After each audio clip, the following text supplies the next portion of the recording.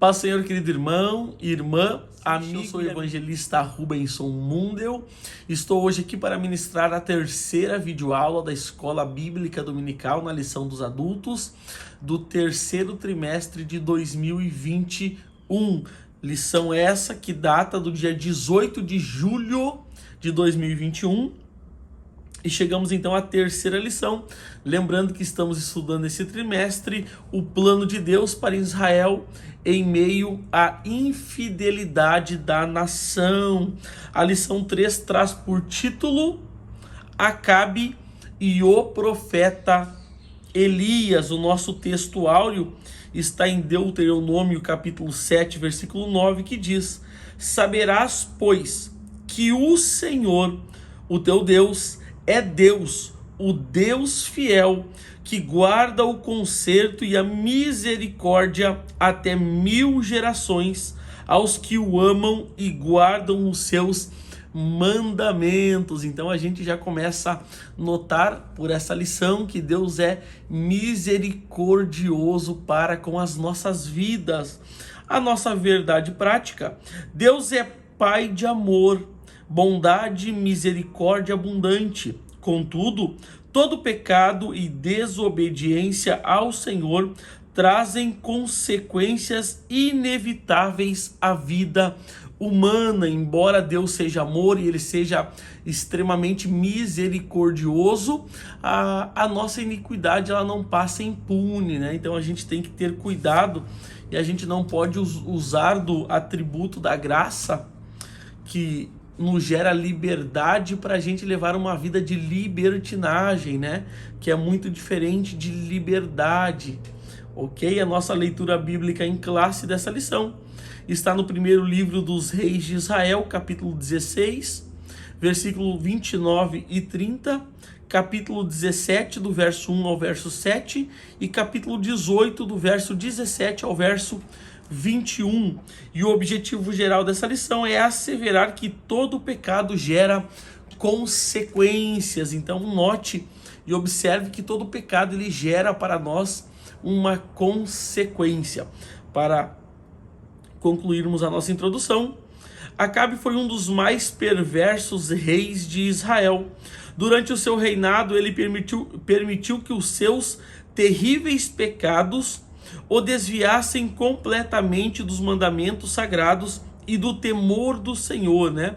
A gente já falou bastante nesse trimestre, no trimestre passado, sobre o temor do Senhor. A Bíblia diz que o temor do Senhor é o princípio da sabedoria. E quem sabe alguém pode estar perguntando: mas irmão, o que é temer ao Senhor? Provérbios 8:13 responde, e a Bíblia vai dizer que o temor do Senhor é odiar o mal, a soberba e a arrogância, o mau caminho e a boca perversa, né? Isso odeia o Senhor. Então, uma pessoa que tem temor do Senhor é uma pessoa que odeia o mal, a soberba e a arrogância. Aleluia! Além da desobediência já instalada em seu coração, casou-se com a ímpia Jezabel, que o introduziu aos caminhos da morte, né? Jezabel era filha de Etibaal, rei dos Sidônios, né? E a gente vai aprofundar isso um pouquinho mais à frente. Para concluirmos então a introdução, suas más ações provocaram uma grande seca em Israel, episódio que mais tarde o colocou frente a frente com o profeta Elias. E está aí então a nossa introdução de uma forma prática, clara, bem objetiva. E agora adentraremos, como sempre, nossos tópicos e subtópicos. Vamos resumi-los de uma forma prática, clara e bem objetiva. E você que está chegando agora, você é muito bem-vindo ao nosso canal. Por certo, será um canal de bênção para você. Eu te convido, pegue papel, um marca-texto, bloco de nota, pegue a sua Bíblia e, se possível, também a sua revista. E você que está sempre comigo, semanalmente aqui no canal, é um privilégio estar com você mais uma vez. Vamos adentrar no tópico 1. Tópico 1, o casamento de Acabe com Jezabel. O tópico 1 ele tem 2 subtópicos, sendo o primeiro deles consequências de escolhas erradas. Acabe induziu o povo a se aprofundar no pecado da idolatria, de maneira bem mais intensa do que os reis que o antecederam, né? Então, note quão perverso foi esse rei. Ele não foi apenas perverso dele para com Deus, mas ele levou o povo também por um caminho errôneo, um caminho de morte, um caminho de destruição, né? Então a gente vai notar que Acabe leva o povo a uma vida de idolatria. E a gente tem que tomar cuidado, porque idolatria não é apenas se prostrar diante de uma imagem, de um ídolo, de um falso Deus, mas idolatria é tudo aquilo que tira o espaço de Deus no nosso coração. O nosso Deus não é um Deus apenas que quer prioridade, mas ele quer exclusividade, e tudo aquilo que tira o seu espaço em nosso coração é um ídolo na nossa vida, e a gente precisa ter cuidado com isso, né? Além disso, cometeu o crasso erro de se casar com uma princesa do reino de Sidom. O que é crasso erro, né? Aí uma curiosidade pra gente: um crasso erro é uma falha grosseira, né? Um crasso erro de se casar com uma princesa do reino de Sidom, chamada Jezabel. Essa mulher era devota de Baal e Azera, dois deuses adorados pelas nações vizinhas de Israel. Essa princesa dos sidônios incitou tanto a maldade em Acabe, que ele chegou ao ponto de se vender para fazer o que era mal aos olhos do Senhor, né? Então a gente nota que era uma mulher, né, ímpia, que incitou o seu marido a tomar atitudes também ímpias que desagradavam a Deus. E toda mulher, ela exerce uma influência sobre o seu marido. Toda mulher, eu repito, ela exerce influência sobre o seu marido. Então você mulher, você irmã que nos escuta, cuidado com que tipo de influência você está exercendo sobre o teu marido. Eu quero deixar um texto aqui de Provérbios, capítulo 14, versículo 1, que diz: toda mulher sábia edifica a sua casa, mas a tola a derruba com as suas próprias mãos. Então, existem dois tipos de mulheres, a sábia e a tola. A sábia, ela exerce uma influência sobre o marido para aproximá-lo de Deus, para levá-lo mais perto de Deus, para ajudá-lo a servir a Deus de todo o seu coração. Já a mulher tola, ela afasta seu marido de Deus, ela afasta seu marido das coisas santas de Deus. E a mulher tola, ela derruba então a sua casa com as suas próprias mãos, né? Está dizendo aí o Provérbios. Com isso, então, concluímos o subtópico 1, avançamos ao subtópico 2, a rainha perversa. Dentre tantas perversidades, Jezabel destruiu os profetas do Senhor, ameaçou a vida de Elias, ordenou injustamente a morte de Nabote para satisfazer a ganância do marido, e ainda praticou a prostituição e a feitiçaria, né? E quem sabe olhasse nesse momento para essa mulher iria dizer, né? Olha, está dando certo o que ela tem feito, as coisas têm acontecido para eles, né? Por exemplo, no episódio dos profetas, onde todos os profetas ficaram com medo, a Bíblia diz que muitos fugiram, muitos foram mortos ao fio da espada, alguns se esconderam em cavernas, né? E foram sustentados a pão e água. E o profeta Elias, né? O grande profeta Elias, né? Que não se dobrou perante essa perversa rainha. E a gente também se lembra de Nabote, né? Aonde Acabe queria a vinha de Nabote, Nabote falou que a vinha dele ele não negociaria, né? Então Jezabel manda matar Nabote, né? E quem sabe alguém olhando iria dizer, olha, tá dando certo, o que ela intenta fazer acontece. Mas eu quero te lembrar do texto, anote todas as referências, Gálatas capítulo 6, versículo 7, que diz: não erreis, né? Pois Deus não se deixa escarnecer, porque tudo que o homem ou a mulher semear, isso também ceifará, né? Então está aí um texto para a gente ficar ligado, né? Porque a gente muitas das vezes, porque eu sempre digo que o salário do pecado ele é a morte, mas se o salário do pecado, que é a morte, fosse pago imediatamente, o pecado não seria tão atraente, mas como chega só no final da vida, né? Então muitas vezes as pessoas vão pecando deliberadamente, achando que Deus não trará juízo, né, ou julgamento sobre os seus atos e as suas ações. Mas observe o texto, não erreis, né, porque Deus não se deixa escarnecer.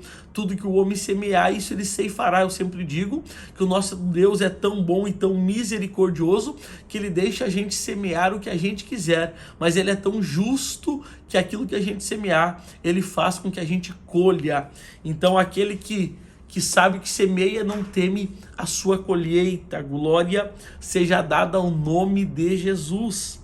Continuando ainda, o trágico fim de Jezabel foi profetizado por Elias, né? O grande profeta Elias.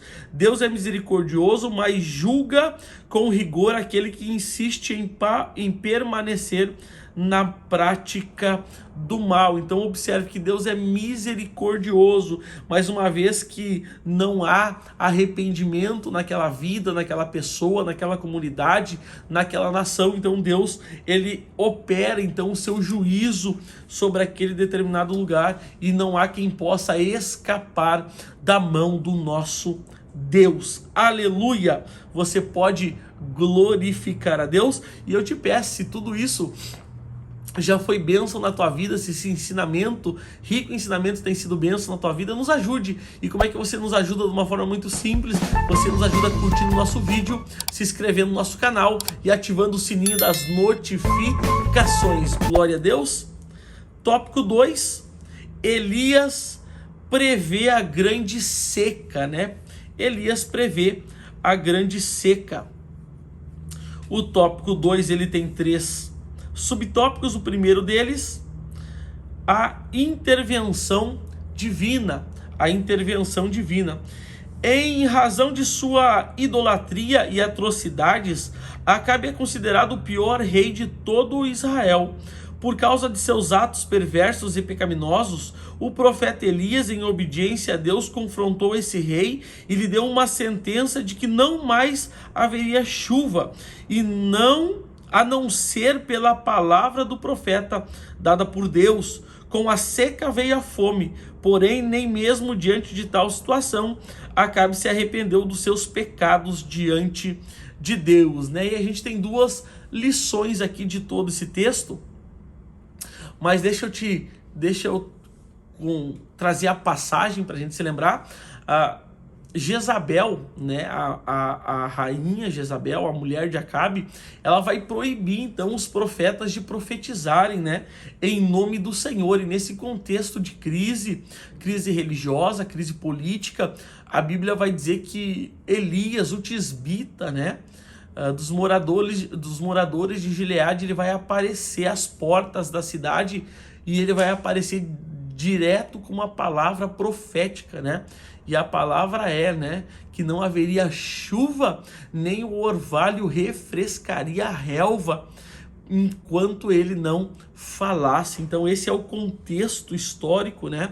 Então a gente vai notar que nem com isso, nem com a falta de chuva, nem com a falta do orvalho, nem com tudo essas situações adversas, Acabe vai então se arrepender dos seus maus caminhos. E duas lições aqui são extraídas para aplicação prática na nossa vida. A primeira lição: Deus sempre nos dará tempo para que a gente possa se arrepender. Irmão, isso aí é bíblico? Claro que é bíblico. Livro de Apocalipse, capítulo 2, versículo 21, diz assim, ó: e dei-lhes tempo para que se arrependessem, né? E a Bíblia vai dizer, mas não se arrependeram. Ou seja, Deus, né, deu tempo para as pessoas se arrependerem, mas não se arrependerem. E a segunda lição: o arrependimento, ele não é remorso, né? A gente precisa tomar cuidado com isso. Arrependimento não é ficar triste pelo pecado. Arrependimento é deixar o pecado, é diferente. E eu quero deixar um texto muito conhecido, Provérbios 28:13, que diz: o que encobre as suas transgressões nunca prosperará, mas o que confessa e deixa, esse alcançará misericórdia ou glória. Então aquele que confessa e deixa, o que é arrependimento? É deixar de pecar, é deixar de praticar práticas iníquas. Remorso, eu fico triste pelo resultado do meu pecado, mas arrependimento é deixar, confessar, deixar e ser lavado novamente pelo precioso sangue de Jesus. Aleluia! Com isso concluímos o subtópico 1 do tópico 2, avançamos ao subtópico 2. O episódio, ou melhor dizendo, subtópico 2, o subtítulo, o preço da obediência a Deus. O episódio da seca em Israel demonstra que todo homem e mulher de Deus precisa ter fé e coragem para enfrentar os resultados de sua obediência ao Senhor. No caso de Elias, ele teve de enfrentar dificuldades da falta de água e alimento, e mais tarde fugir de Acabe e Jezabel, que o ameaçavam de morte, né? Então olha aí, né, as consequências, né, de se servir a Deus também, né?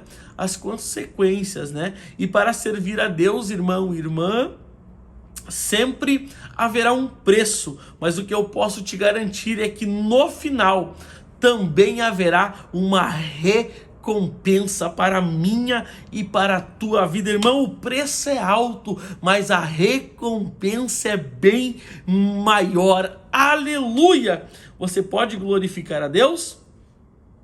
Continuando, entretanto, apesar das dificuldades pelas quais passou o profeta, a bondade e o cuidado de Deus o acompanharam, pois foi alimentado por corvos, com pão e com carne, 2 vezes por dia. E quando a água do ribeiro de Querite secou, o Senhor mais uma vez o sustentou, usando uma viúva de Serepta, né? Então a gente vai se lembrar da passagem aonde o profeta se retirou até o ribeiro de Querite. A Bíblia diz que ele tomava da água que o ribeiro fornecia e que corvos traziam em seus bicos de manhã e pela tardinha carne e pão para o profeta se alimentar. Oh, glória seja dada ao nome de Jesus. Então Deus preserva os seus, Deus cuida dos seus, Deus, ele se importa com a minha, com a tua vida, e ele sempre vai ter o melhor para nós. E no meio da crise, no meio da dificuldade, Deus dará um jeito, terá uma maneira de preservar a nossa vida. Aleluia! Com isso, então, concluímos o subtópico 2, avançamos ao subtópico 3 da lição. Deus sempre cuida dos seus filhos. Da metade para o final diz assim: a mulher argumentou que dispunha apenas de uma pequena quantidade desses ingredientes para alimentar a si e a seu filho. Mesmo diante desse triste cenário, o profeta pediu que ela fizesse primeiro um bolo para ele, né? Então eu vou lembrar da passagem, a Bíblia diz que ele vai chegar em Serepta, o profeta Elias, vai ter uma viúva nas portas da cidade colhendo 2 gravetos de lenha, né? E o profeta vai olhar para a mulher e vai dizer: olha, mulher, me traga um bocado de água. Então a mulher vira as costas, vai buscar. Quando ela está indo, o profeta grita e diz: olha, mulher, me traga um bocado de pão. Então a mulher se vira para o profeta e diz: olha, vive o Senhor teu Deus, que a tua serva não tem nada em casa, senão um pouquinho de azeite na panela, na botija, e um pouquinho de farinha na panela. Eu vou entrar, vou preparar uma cozida de bolo, eu vou comer, o meu filho vai comer e nós vamos morrer, porque não temos nada. Então o profeta olha e diz: olha, mulher, entra na tua casa, prepara um bolo, 2 bolos, um menor e traz para mim um maior para ti e para teu filho. E há de ser que, enquanto o Senhor Deus não mandar chuva sobre Israel, não faltará o azeite da botija e não se acabará a farinha da panela. E a Bíblia diz que a mulher, diante dessa palavra, se vira, vai até a sua casa, prepara um bolo menor, traz para o profeta, prepara um bolo maior para ela e para o seu filho, e assim aconteceu conforme o profeta falou. A botija não se esvaziou, a panela que tinha um pouquinho de farinha não se acabou, e Deus sustentou os seus filhos no meio da prova, no meio da dificuldade, no meio da adversidade. Deus sustentou os seus. E eu quero abrir um parêntese para te dizer, irmão, irmã, amigo e amiga, creia, porque não faltará o azeite da botija, nem se acabará a farinha da panela, porque Deus cuida dos seus filhos. Aleluia! Você pode levantar a mão e glorificar o nome do Senhor dos Exércitos. Bendito seja o nome do Senhor.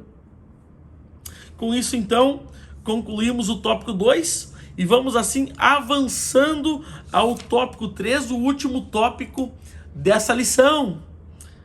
Tópico 3. O encontro de Elias e de Acabe. O tópico 3 ele tem 2 subtópicos. O primeiro deles, um coração endurecido, né? Um coração, o subtítulo, um coração endurecido. E eu quero já aqui chamar a atenção para um texto de Provérbios, capítulo 29, versículo 1, que diz, né? Quem sempre se recusa a aceitar a repreensão, né? Será destruído de repente, sem que haja para ele recuperação, né? Então, um coração endurecido que ele não aceita e ele recusa a aceitar a repreensão que vem do Senhor, ele de repente será então abatido, destruído, sem que haja para ele, né, salvação. Vamos cuidar com isso. Da metade para o final, a total falta de discernimento espiritual para perceber o que Deus estava fazendo através de Elias e a impossibilidade de se arrepender, mesmo com todas as evidências de que ele era o culpado de todos os males que estavam acontecendo, né? Então a gente nota a falta de discernimento de Acabe, né? A falta de insensibilidade de Acabe para perceber que todo o mal que estava vindo sobre Israel era porque ele estava o assim trazendo, né? E eu me lembro que, como Acabe na qualidade de governador, de líder da nação, eu me lembro do Provérbios 29, 2, que diz, né? Quando o justo governa, o povo se alegra, né? Mas quando o ímpio, né? Ou quando o perverso está no governo, está no poder, o povo geme, né? E esse é um retrato do povo de Israel nos dias de Acabe, né? O povo gemia, né? Porque o ímpio estava no poder, e toda vez que o ímpio está no poder, está no governo, o povo geme. Mas aonde o justo governa, o povo se alegra. Glória a Deus. Continuando, a primeira palavra que o rei dirigiu a Elias foi de acusação. Abre aspas. O rei disse: és tu o perturbador de Israel? Não era Elias o perturbador de Israel era o próprio Acabe, né? Seu coração estava tão endurecido em razão da recorrência do pecado que não havia mais jeito de ele voltar atrás e rever o seu deplorável estado espiritual, né? Então olha aí o retrato de um rei, né, que estava mal espiritualmente, e ele já não tinha mais como ver o próprio estado e como isso é nocivo, perigoso a uma pessoa, né? Aonde essa pessoa ela está mal espiritualmente, mas ela pensa que está bem, né? E um abismo chama outro abismo, e cada vez a coisa vai ficando mais feia, mais perigosa. E a Bíblia diz, o texto que citamos, aquele que muitas vezes é repreendido, né, e se recusa a aceitar a repreensão, será destruído de repente, né? Então que a gente cuide com isso. Ô glória seja dada ao nome de Jesus. Subtópico 2, a sequidão espiritual do rei. Sempre que alguém se tornar um contumaz pecador, de modo a não mais discernir os intentos do próprio coração, como aconteceu com Acabe, algo muito grave acontece: a sequidão espiritual.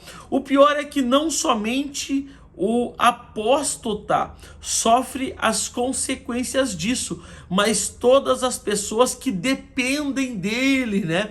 Então note que não é apenas a pessoa que está levando uma vida de pecado e de sequidão espiritual que sofre, mas todas as pessoas que estão à sua volta, né? E uma vida espiritual raquídica, uma vida espiritual morta, a sequidão espiritual é resultado do que? Resultado de brecha não fechada e de fraqueza não tratada. Toda brecha que não é fechada, toda fraqueza que não é tratada, lá na frente vai gerar problemas graves para a vida da pessoa em questão. Aleluia! E a nossa conclusão de hoje: apesar da grande misericórdia de Deus sobre o rei Acabe, permitindo que o profeta Elias o exortasse a retornar aos caminhos do Senhor, ele acabou levando o seu reino à ruína, né? Não podemos permitir que a ignorância e a sequidão espiritual nos atinja. Para isso, precisamos estar atentos à convocação divina, ao arrependimento. E eu me lembro da igreja de Éfeso, em Apocalipse, capítulo 2, versículo 4, aonde Jesus vai dizer: olha, tenho contra ti, porém, né? Ou contra ti eu tenho. O que tu tens, Jesus? Eu tenho contra ti, que tu deixastes o teu primeiro amor, né? Olha a repreensão do Senhor, né? Olha quão misericordioso é o Senhor para estar nos alertando aquela igreja que ela tinha deixado o primeiro amor. Eu sempre digo que a repreensão é fruto de amor, porque se Jesus não amasse a igreja, ele deixava ela ir pelo caminho errôneo que ela estava indo, e lá na frente a destruição o alcançaria, né? E eu falo aqui para pessoas, para irmãos, irmãs, irmão, irmã, não fique brabo, não fique chateado quando o teu líder, o teu encarregado, o teu pastor chamar a tua atenção e te repreender em alguma questão. Por que não? Porque ele está demonstrando que ele te ama, porque a repreensão é fruto do amor, porque se ele não te amasse, se ele não se importasse contigo, ele deixava você ir por esse caminho errôneo, lá na frente você seria abatido. E então, como ele se preocupa com a tua vida, ele, quem sabe, vai te chamar por uma conversa, vai te repreender, e isso te livrará, quem sabe, da morte. Glória a Deus. Com isso, então, concluímos a nossa terceira lição. E se tudo isso foi bênção na tua vida, eu te peço, por gentileza, me ajude aqui no canal. E como é que você me ajuda? De uma forma simples. Você me ajuda curtindo o nosso vídeo, se inscrevendo no nosso canal, ativando o sininho das notificações e, se possível, compartilhe esse vídeo nas tuas redes sociais, em grupos de WhatsApp, para estar nos ajudando na divulgação do nosso canal. Eu quero te lembrar que logo aqui abaixo do vídeo tem alguns links aonde você pode estar acessando. Link do meu Instagram, do grupo do Telegram da IBD, grupo do Telegram do Apocalipse Descomplicado, o meu grupo o link do meu Facebook e também os meus links de contatos, de e-mail, WhatsApp. Tudo está na descrição do vídeo, querido irmão e irmã, amigo e amiga que nos assiste. O desejo da minha alma é que Deus te abençoe, que Deus abençoe a tua vida, que Deus abençoe a tua família, que Deus abençoe a obra das tuas mãos, e aonde você botar o pé, que Deus te dê por herança. Até a próxima videoaula, graça e paz.